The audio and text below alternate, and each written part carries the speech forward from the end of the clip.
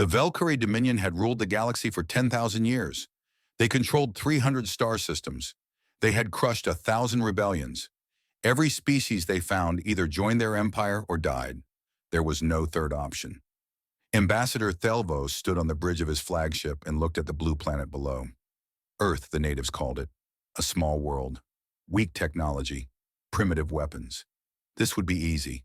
He had done this many times before. The script was always the same. Show the primitives the size of the fleet. Explain the terms. Watch them fall to their knees. Collect the tribute. Move on. 200 warships floated in formation behind his vessel. Each one was 5 kilometers long.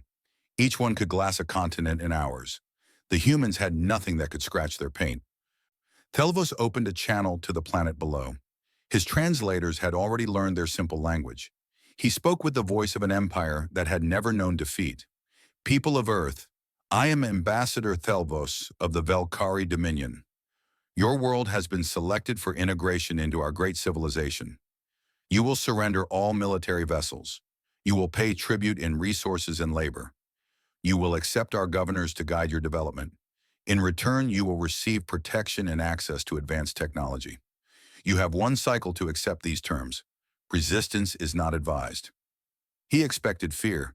He expected begging. He expected immediate surrender.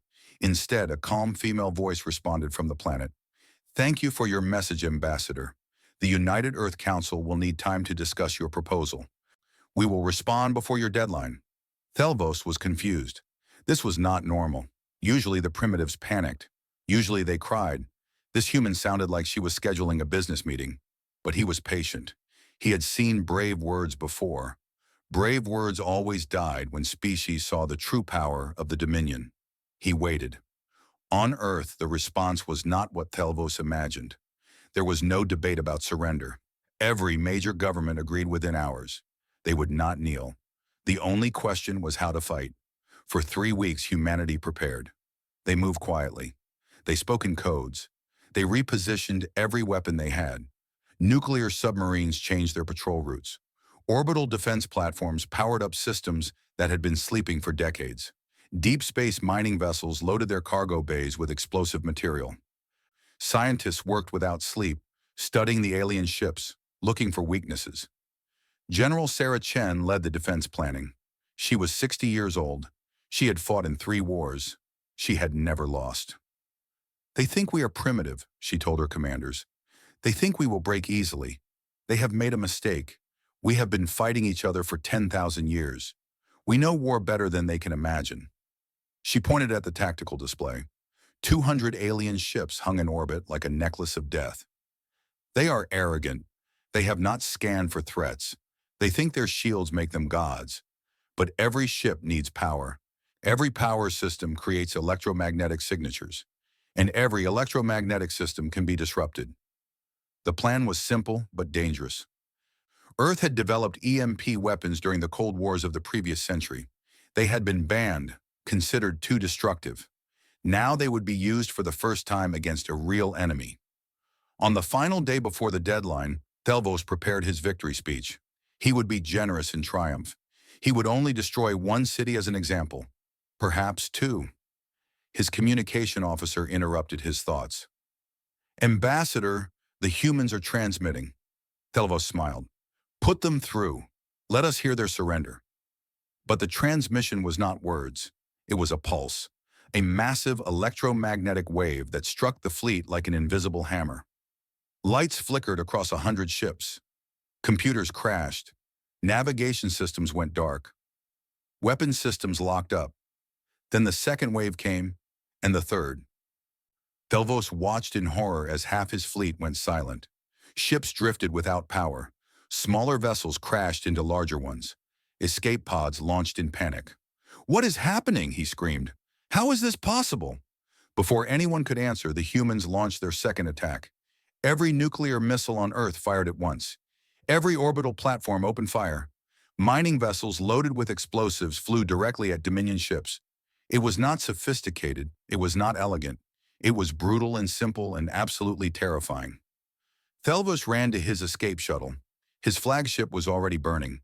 3 of his cruisers had been destroyed by ships that were basically flying bombs. The primitives were ramming them. They were sacrificing themselves to cause damage. This was not warfare. This was madness. As his shuttle fled toward the jump point, Thelvos transmitted a final message to Dominion Command. His hands were shaking. His voice was not steady. Priority alert, Sol system. The humans have refused integration. They have attacked the diplomatic fleet. They have destroyed or disabled 112 vessels. They fight without regard for their own lives. They chose death over submission. He paused, trying to understand what he had just witnessed. They are not afraid of us. They were never afraid. They were preparing. Recommend immediate full military response. These creatures are dangerous. His shuttle jumped to hyperspace. Behind him, Earth still burned with defiance. The message reached Dominion Command 12 hours later. For the first time in 3,000 years, the High Council called an emergency session. A primitive species had drawn blood. A primitive species had said no. The Velkari Dominion would teach them the cost of that word.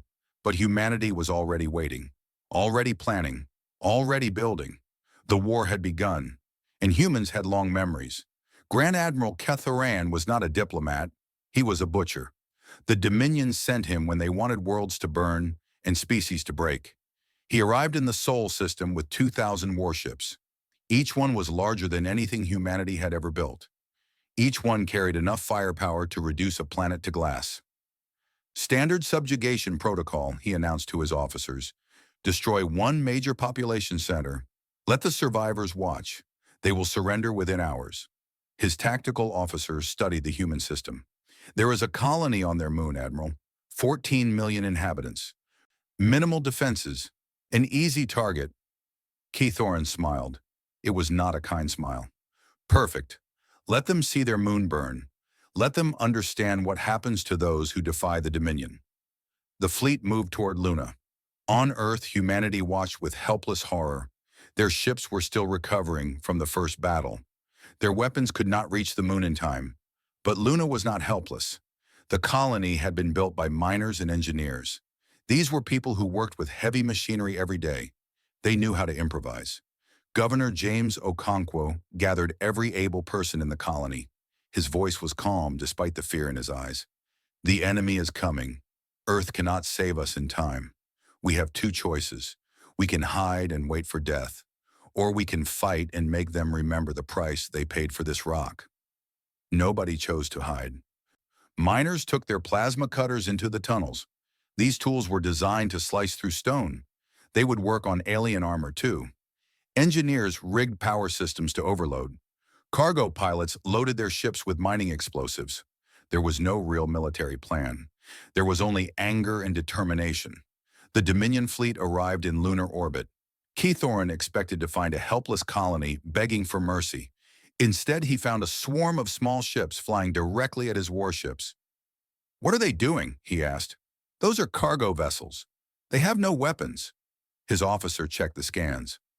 "Admiral, those ships are loaded with explosive material. They are on collision courses. Shoot them down!" But there were too many, too fast. The first cargo ship struck a Dominion cruiser and detonated. The explosion tore through the hull like paper. 2 more strikes followed, then 5, then 20. On the moon's surface, the ground assault began. Dominion soldiers landed expecting frightened civilians. They found angry miners with industrial equipment. A plasma cutter meant for rock sliced through an alien soldier's armor. A construction mech, designed for moving boulders, crushed a landing craft. Maintenance workers threw chemical explosives at enemy positions. It was chaos. It was slaughter. But not all the dying was human. In the colony's main reactor complex, a 12-year-old girl named Maya Chen hid under a control console. Her parents were already dead. The aliens were breaking through the final door. She remembered what her father had taught her about the reactor. She remembered the emergency override codes. She knew what would happen if she entered them. Maya was scared. She was alone. But she was also very, very angry. She climbed to the control panel. Her hands were shaking. The aliens burst through the door just as she finished typing. The reactor overloaded. The explosion consumed everything within a kilometer. An enemy carrier in low orbit was caught in the blast wave. It crashed into a second carrier. Maya Chen, age 12, killed more enemy soldiers in that moment than most armies did in a year. The battle lasted 9 hours. 9 hours longer than any Dominion tactical model predicted. When the guns finally fell silent, Luna Colony was dead. But so were 118 Dominion warships. So were 40,000 alien soldiers. So was the myth of easy victory. On Earth, people watched the moon burn. They saw the final transmissions from Luna. They heard Governor Okonkwo's last words. "Remember us. Finish what we started."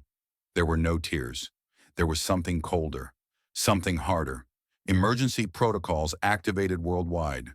Every factory switched to military production. Every scientist received new orders. Every child old enough to understand learned one lesson. The enemy had taken 14 million lives. The enemy would pay for every single one. General Sarah Chen received the casualty reports. Her sister had lived on Luna. Her niece Maya had been visiting for the summer. She did not cry. She simply picked up her command tablet and began planning. Admiral Keth Oren expected Earth's surrender within days. He had burned their moon. He had killed millions. Surely they would break now. Instead, he received a transmission from Earth. It showed footage of Luna's final stand, miners fighting with cutting tools, cargo ships ramming warships, a little girl walking toward a reactor control panel. Then came the words. They appeared in every Dominion language, 6 simple words that would echo through history. "We remember, and we're coming." Kethoran laughed. Let them come, he thought. They were primitives. They would die like all the others. But deep in his mind, a small voice whispered doubt. The primitives should have broken by now. They should be begging. Why were they still fighting? He ignored the voice.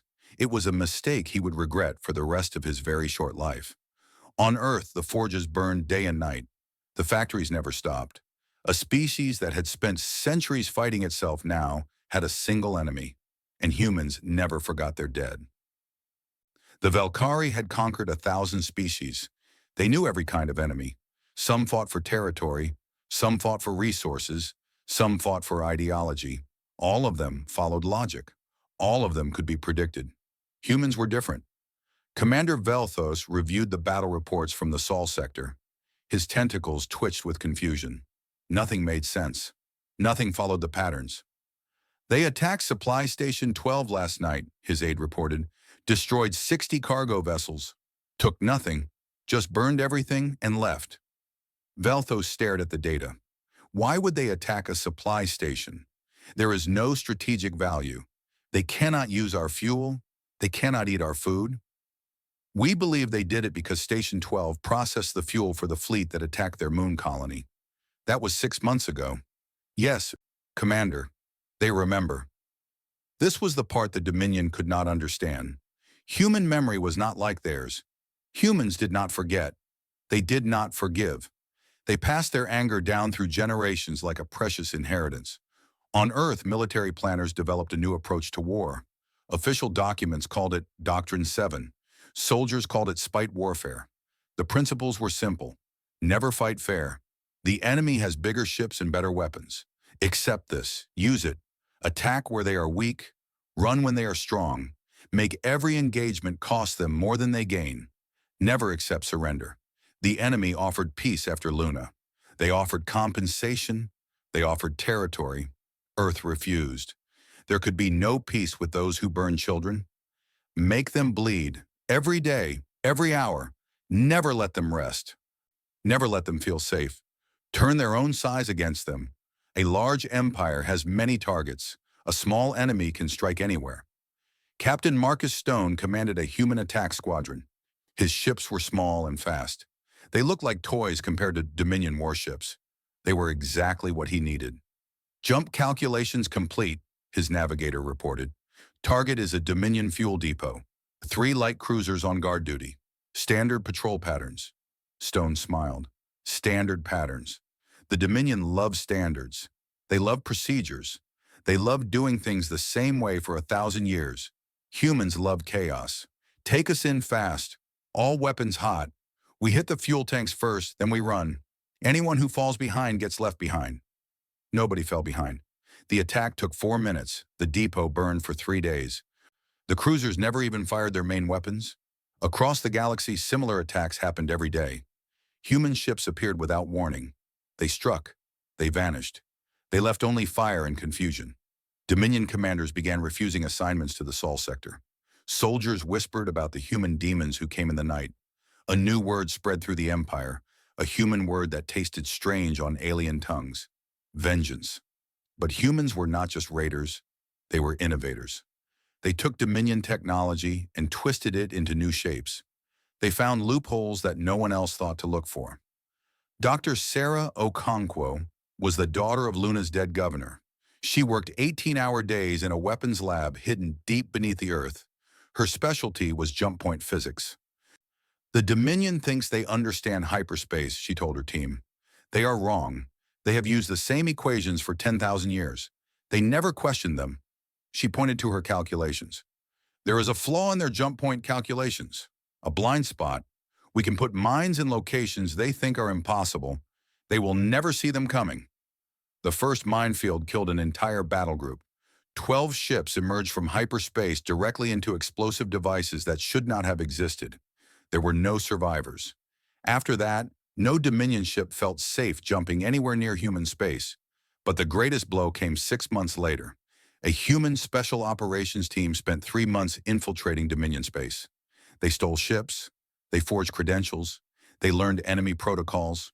They reached Shipyard Omega-7, the largest military construction facility in the sector. 4 dreadnoughts were being built there. Each one was designed to crush human resistance once and for all. The team planted charges throughout the facility. They set them to detonate simultaneously. Then they left. The explosion was visible from 3 star systems away. 4 dreadnoughts, 80 support vessels, 200,000 workers, all gone in a flash of atomic fire. The Dominion sent investigators to study the wreckage. They found a message painted on the largest piece of debris. Letters kilometers tall, visible from orbit, Luna. Commander Velthos read the report. His tentacles had stopped twitching. Now they hung limp with something he had never felt before. Fear. They are insane, he whispered. They are absolutely insane. His aide nodded. Intelligence suggests they will not stop, ever. They will keep fighting until we are destroyed, or they are extinct. Then we destroy them. We glass their planet. We end this. We have tried, Commander. 3 invasion fleets have failed. Our supply lines are under constant attack. 12 subject species have begun rebellions inspired by human broadcasts. We are bleeding everywhere. Velthos looked at the strategic map. Red markers showed human attacks. They covered the screen like a rash. What do they want? He asked. What would make them stop? His aide was quiet for a long moment. We killed 14 million of their people, Commander. We burned their moon as an example. I do not think they will ever stop. I think they will chase us to the end of the universe if necessary. Velthos understood then. This was not a war for territory or resources. This was something older, something more terrible. This was revenge, and humanity had only just begun. 3 years into the war, the Velkari Dominion was dying. Not quickly, not cleanly, but dying all the same. Their empire had stood for 10,000 years. Now it bled from 1,000 wounds. 12 subject species had risen in rebellion. They had seen humans fight. They had seen the mighty Dominion bleed. They had learned that gods could die. 3 more species had contacted Earth in secret. They wanted alliance. They wanted protection. They wanted revenge for their own dead. High Counselor Vethmai looked at the reports and saw the future. If the war continued, the Dominion would collapse. Not today, not tomorrow, but soon. The humans had broken something that could not be fixed. They had broken fear. She called an emergency session of the council. Her advisors argued for hours. Some wanted genocide. Glass Earth and every human colony. Kill them all. We cannot, Vethmai said. We have tried. 3 fleets have died in the Sol sector. Our supply lines are destroyed. Our soldiers refuse to fight. And every time we kill humans, more species join their side. Other advisors wanted to retreat. Abandon the war. Let humans have their sector. That will not work either. They do not want our retreat. They want our destruction. They will follow us across the galaxy. There was only one option left. One thing the Dominion had never done in 10,000 years. They would ask for peace. The offer arrived on Earth 3 days later. It was generous beyond belief. Full independence for all human territories. Reparations in resources and technology. Protected status that no Dominion ship could violate. Public acknowledgement that the burning of Luna was a crime. It was everything humans had asked for before the first shots were fired. It was more than any species had ever received. The United Earth Council gathered to discuss the offer. Representatives from every human world attended. The debate lasted 6 days. Some wanted to accept. The war had cost billions of lives. Human colonies had been destroyed. Families had been shattered. Peace would mean survival. Peace would mean children could grow up without fear. Others wanted to refuse. The enemy had murdered 14 million people. They had burned Luna as an example. They had tried to enslave humanity. Forgiveness was impossible. On the final day, Admiral Chen Wei asked to speak. He was old now. Gray hair, deep lines on his face, eyes that had seen too much death. Chen had commanded Luna's defense grid. He had watched the bombardment from his station. He had heard his daughter's last transmission before her school vaporized. The council fell silent as he walked to the podium. "I have been fighting this war for 3 years," he began. "I have killed more of the enemy than I can count. I have lost more friends than I can remember. I am tired in ways that sleep cannot fix." He paused. His voice was soft but steady. "The peace offer is fair. It gives us everything we demanded before the war. It acknowledges our losses. It protects our future. From a logical perspective, we should accept." Counselors nodded. Some looked relieved. The war might finally end. Then Chen continued. "But I keep thinking about Luna. I keep thinking about 14 million people who trusted us to protect them. 14 million people who died, wondering if anyone would remember them." His voice hardened. "If we accept this peace, we survive. Our children survive. Our species continues. But what do we teach those children? What lesson do we carve into history?" He looked around the room. "We teach them that genocide works. We teach them that if you kill enough people, your victims will eventually forgive you. We teach them that atrocity has a price tag, and the Dominion paid it." Silence filled the chamber. "They burned Luna because they thought it would make us small. They thought terror would break our spirit. They were wrong. But if we accept this peace, we prove them right after all. We prove that sufficient cruelty earns forgiveness." Chen's hands gripped the podium. "I want peace. I want my grandchildren to live without fear. But I also want them to know that some things matter more than survival. I want them to know that their grandmother did not die for nothing. I want them to know that humanity does not kneel." He stepped back from the podium. "I will vote to refuse the peace offer. I will fight until the war is won or I am dead. But I will not force this choice on others. Each of you must decide what kind of future you want to build." The vote was held in silence. No speeches, no arguments, just hands raised. The count was not close. Humanity rejected the peace offer. The message sent to the Dominion was 4 words long. "See you on Velkara." High Counselor Vethmai read the response. Her hands trembled. "They refused," she whispered. "They actually refused." Her advisor nodded. "They intend to destroy us completely. They will not stop until they reach our homeworld." "That is impossible. They cannot defeat the entire Dominion. 3 years ago, they were a primitive species with no starships.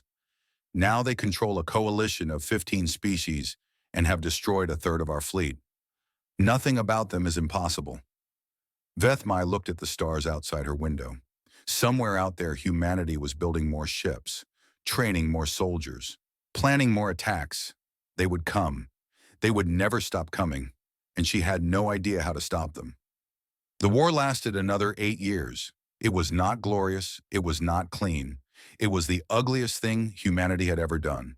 17 billion people died, some in battle, some in bombardments, some in attacks on colony worlds that the Dominion burned in desperation.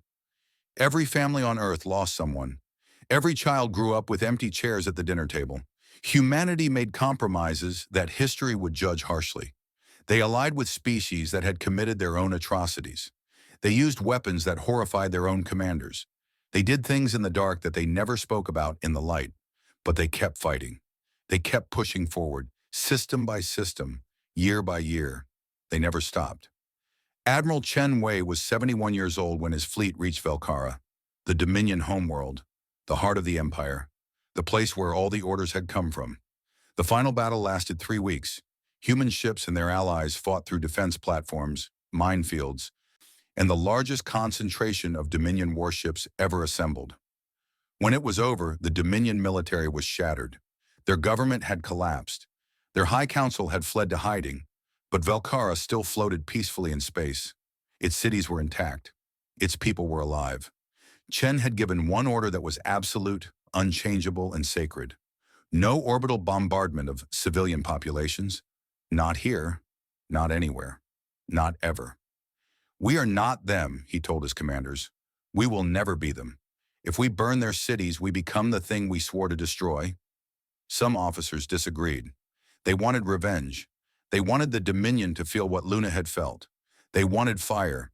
Chen removed them from command. The order stood. Human Marines landed on Velkara in the millions. They secured government buildings. They arrested war criminals. They protected civilians from violence. It was strange for the Velkari. They had expected extinction. They had prepared for genocide. Instead, they received something they had never given to their own subjects. Mercy. 3 days after the landing, Admiral Chen walked through the ruins of the Dominion High Council chamber. The building was damaged but standing. The great speaking podium where emperors had addressed their subjects still stood at the center of the room. Chen carried a small container in his hands. It held lunar dust, collected from the rubble of the colony where his daughter had died 11 years ago. He set the container on the podium. Then he stood there in silence for a very long time. A Velkari journalist approached him. She was young. She had been born after the war started. She had never known a galaxy at peace. "Admiral," she said carefully, "what do humans want now? Reparations? Territory? Do you intend to enslave us as we tried to enslave you?" Chen looked at her with eyes that had seen too much death, too much suffering, too much everything. "We want to go home," he said simply. "We want to raise our children in peace. We want to remember our dead without adding to their number." He gestured at the container of dust. "We wanted you to understand something. Something your empire never learned in 10,000 years. There are things worth more than survival. There are prices too high to pay. There are lines that should never be crossed." The journalist was quiet. "We think you understand now," Chen continued. "We hope we are right, because we do not have another war like this in us. It broke us in ways that will take generations to heal. But we needed you to know. We needed the galaxy to know." He turned toward the door. "Humanity does not kneel. Humanity remembers its dead. And humanity will pay any price, sacrifice any comfort, fight any enemy to protect what matters. Remember that. Teach it to your children. Make sure no one ever forgets." He walked out of the chamber. He never looked back. The human fleet withdrew from Velkari space over the next few months. They took nothing except their dead and their memories. They established borders that the former Dominion, now a collection of independent states, quickly learned to respect. The war was over. The universe was different. On Earth, people tried to rebuild. They planted gardens where weapons factories had stood. They turned military stations into schools. They raised children and told them stories about the dark years. Every year on the anniversary of Luna's fall, humans across 100 worlds paused at the same moment. They spoke the names of the 14 million. They lit candles that floated up into the night sky like rising souls. Admiral Chen died peacefully in his sleep 8 years after the war ended. His last words were his daughter's name. At his funeral, the President of Earth spoke.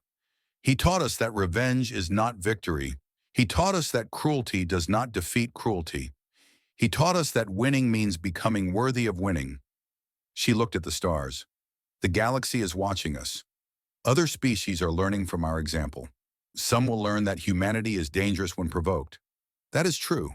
But the better lesson, the lesson Admiral Chen wanted them to learn, is this: humanity is merciful when it wins." The service ended. People went home to their families. Somewhere far away on a dozen worlds, young Valkyrie read human history books. They learned about Earth. They learned about Luna. They learned about a species that refused to break and also refused to become monsters. Some of them sent messages to Earth. They wanted to learn more.